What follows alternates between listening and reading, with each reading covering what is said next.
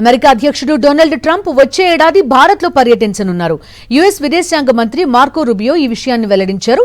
అధ్యక్షుడి పర్యటనకు సంబంధించిన ఏర్పాట్ల కోసం ఈ ఏడాది చివరికి తాను భారత్కు వెళ్తానని చెప్పారు.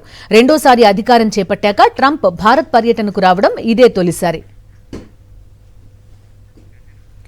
భారత్ అమెరికా మధ్య సంబంధాలు అద్భుతమని కొనియాడారు మార్కో రూబియో. అమెరికాకి భారత్ అత్యంత సన్నిహిత భాగస్వామి అని, మోదీ ట్రంప్ స్నేహబంధం దౌత్యపరంగా ఉపయోగకరమని తెలిపారు. ఇటీవల ఫ్రాన్స్లో జరిగిన G7 సదస్సులో వాణిజ్య ఒప్పందం గురించి మోదీ ట్రంప్ చర్చించారని రూబియో వెల్లడించారు. ఇరు దేశాల మధ్య జరుగుతున్న వాణిజ్య చర్చలు త్వరలో పూర్తవుతాయన్నారు. ఇంధన సరఫరాను పెంచడానికి భారత్, అమెరికా కలిసికట్టుగా పనిచేస్తున్నాయన్నారు Marco Rubio. Hard crude oil ని శుద్ధి చేయగల సామర్థ్యం ఉన్న కొన్ని దేశాల్లో భారత్ కూడా ఒకటని పేర్కొన్నారు. ప్రధాని మోదీపై ప్రశంసలు కురిపించారు రూబియో. తాను ఆయనకు అభిమానినని తెలిపారు. ప్రపంచ వేదికపై భారతదేశ స్థాయిని పెంచిన ఘనత ఆయనకే దక్కుతుందన్నారు. మోదీ భారత్ని ఒక ప్రపంచ శక్తిగా మార్చారని కొనియాడారు.